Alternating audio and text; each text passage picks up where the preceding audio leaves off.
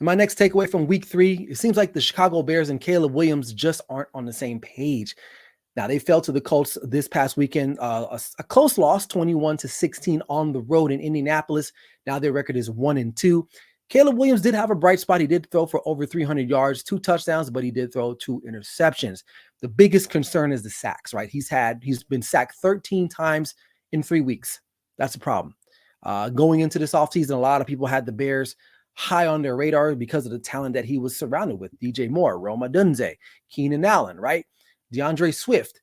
But it seems like it doesn't even matter because the kid can't stay upright. Now, he's still thinking he's back at USC, that he's playing Stanford on a Saturday night, but it doesn't matter because at the end of the day, he can't do the same things that he. So the days of him rolling around, scrambling, ad-libbing, it's just not going to work out for him all the time. And we've seen that. Now, a lot of it is the offensive line too. And that is a concern that wasn't really addressed in the offseason. At least we thought, right? Ryan Poles did a lot to kind of maybe play the shell game of getting some more talent outside, but up front, they never did, right? So a lot of people questioned the Roma Dunze pick because there were a couple offensive linemen that were available that could probably help this guy stay upright. And so we're seeing that that's become an issue. Then the other thing, the coach.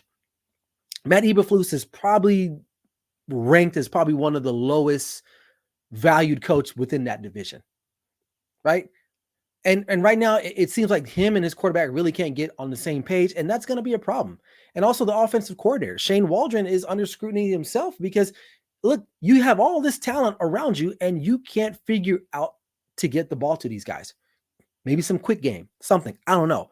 But it seems like every time Caleb drops back, within seconds, he's under pressure, right? You figure maybe run some quicker routes, maybe jump off to the running back. I don't know, do something at this point because you can't just fix the offensive line miraculously overnight. It's going to take the offseason at some point.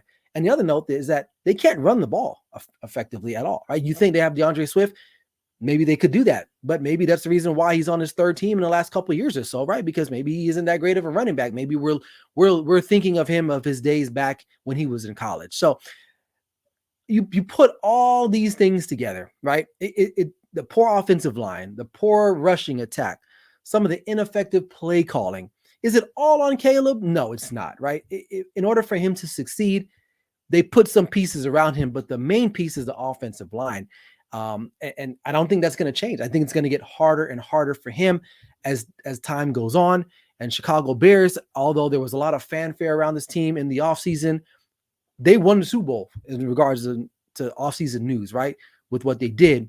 But in the end, they didn't really address what they needed to address, and that was their offensive line. So Chicago, I'm not gonna really count them out as far as being competitive this season. I mean, they've been competitive. It's just that their quarterback really hasn't gotten it going. Why? Because he can't stay upright for 2 seconds before getting thrown to the ground. So, Chicago Bears, you're definitely in a very vulnerable spot right now, but we'll see how Caleb and the rest of this team reacts as they head into week 4.